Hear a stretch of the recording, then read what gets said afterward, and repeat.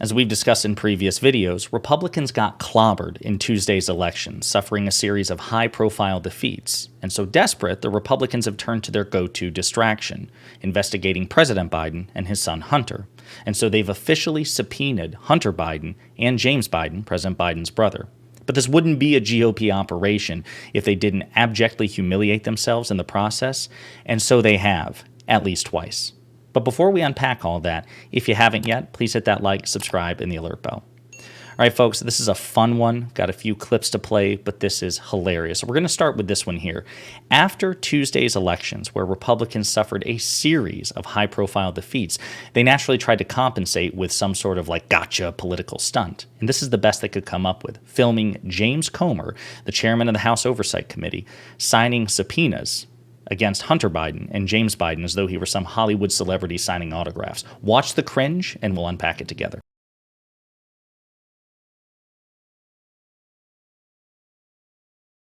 There's no audio.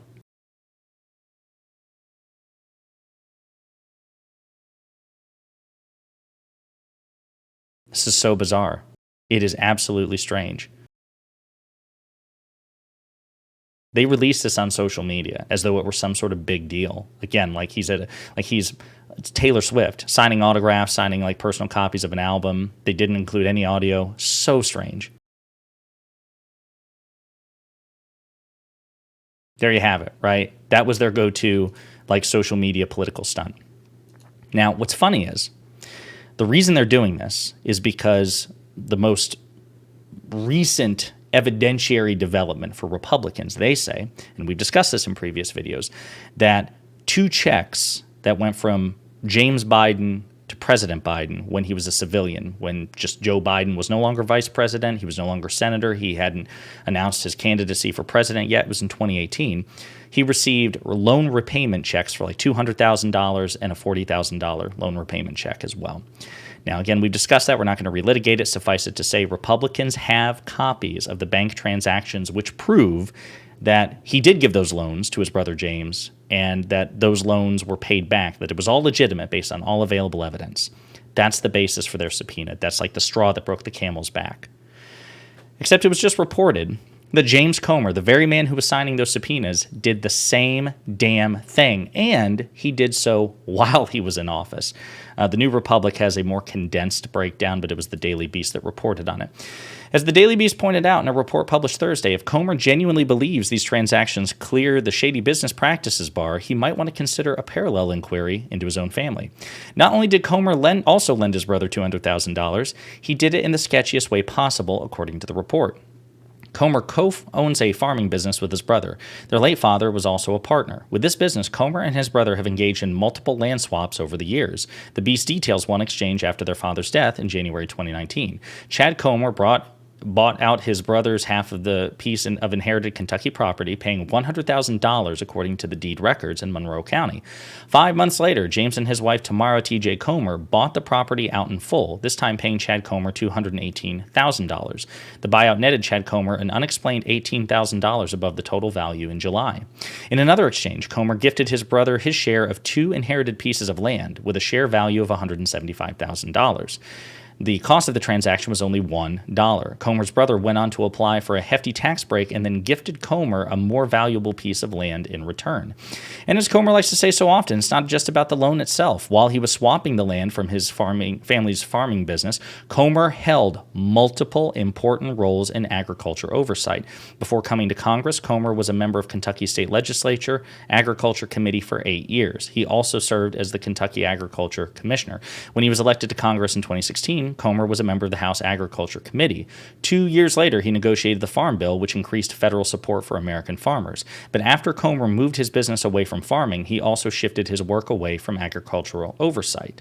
The Beast also found that Comer supposedly runs multiple businesses that do not appear to exist on paper. The company he ran with his father and brother was called Comer Land and Cattle. There are no business filings for a company with that name anywhere in Kentucky. Comer says he has a personal agriculture company called James Comer Jr. Farms, but the Beast couldn't find any official records for a business with that name. And when Comer purchased the land from his brother, the deal listed a third party, a shell company called Farm Team Properties, LLC, owned by Comer and his wife. And it goes on and on and on like this. Folks, this is hilarious and sketchy as hell. James Comer engaged in the same sort of shady business dealings that he accuses then civilian Joe Biden and his civilian brother James of engaging in. Except it seems much sketchier. There's much more evidence of sketchiness. And James Comer was a public official at the time, unlike Joe Biden in 2018. So by James Comer's own standard, James Comer should be investigated. And maybe when House Democrats retake the majority in 2023, perhaps there should be an investigation into James Comer by the Comer standard. I don't see why not. Maybe if we demonstrate to them that we're willing to play by their rules, they'll think twice before pulling this sort of stunt.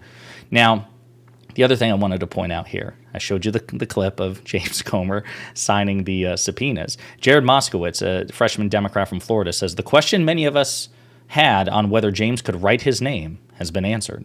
Trolling him. And then Jared Moscowitz went further. After this report from the Daily Beast was released, he also filmed himself signing fake subpoenas, because he doesn't have subpoena power, about the scandal or the shady business dealings of James Comer and his brother. So see how he essentially recreated the entire thing? He says, today, Representative Moscowitz signed subpoenas for James Comer. It's been reported that Comer also loaned his brother $200,000. We fully expect James to comply, just like the Trumps.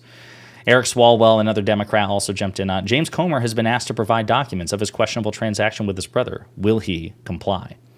Now, all of that's hilarious, right? And again, they're right to troll him, and we should actually make as much of an issue about this as we possibly can. Because again, this is a recurring theme of my channel. I do not believe in double standards. I do not believe that Republicans should be able to play the game of politics with impunity and by any means necessary, and that Democrats are forced to fight with one hand tied behind their back. As absurd as it would be to investigate James Comer for this, I don't see why we shouldn't at least threaten it. There should be a basis for it. We should at least make a media stink about it just to make the case. Like, hey, look, what's good for the goose is good for the gander. And actually, there's much more of a basis based on the little evidence that we know of looking into Comer than of Joe Biden.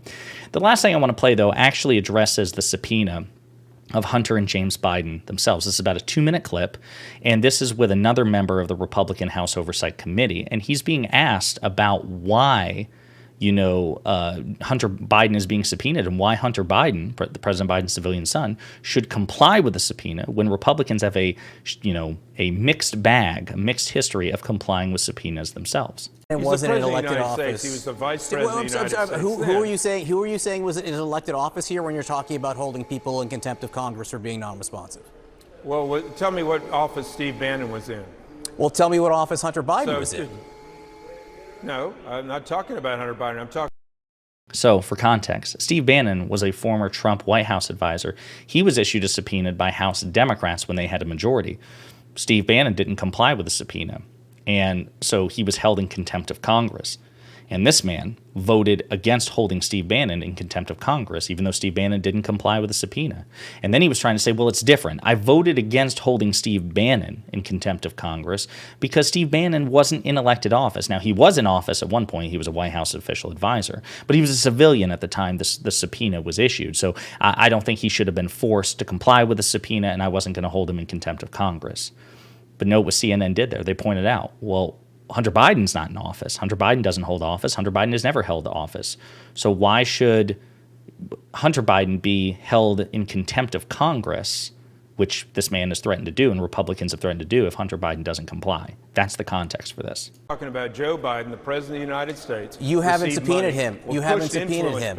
I'm asking if Hunter Biden or Jim Biden, the brother and son of the president, who are not elected officials, if they are not responsive, will you hold them in contempt? Think about this, John. If you've seen the facts that have occurred, we see that there's been influence peddling. I mean, the president of the United States, vice president at the time, said point blank, if you don't fire a prosecutor, I'm going to withhold money. So that's a crooked deal in as itself. But you're talking about what happened in Ukraine. If we don't get these individuals, Congressman, I'm just trying to understand the difference. I'm just trying to understand the difference when you're talking about congressional subpoenas. You voted against holding Steve Bannon in contempt of Congress when he didn't appear before the January 6th committee, which was a committee, elected for by Congress. Steve Bannon related to the President of the United States? No, he was a former employee of President Donald Trump, and the other people who you did not vote to hold in contempt literally worked for the former President Donald Trump. So my answer to that when you have a yes. son that is using the Biden brand, You see what I'm saying, folks? They're hypocrites. They're shameless, despicable, disgusting hypocrites in ways that simply Democrats are not.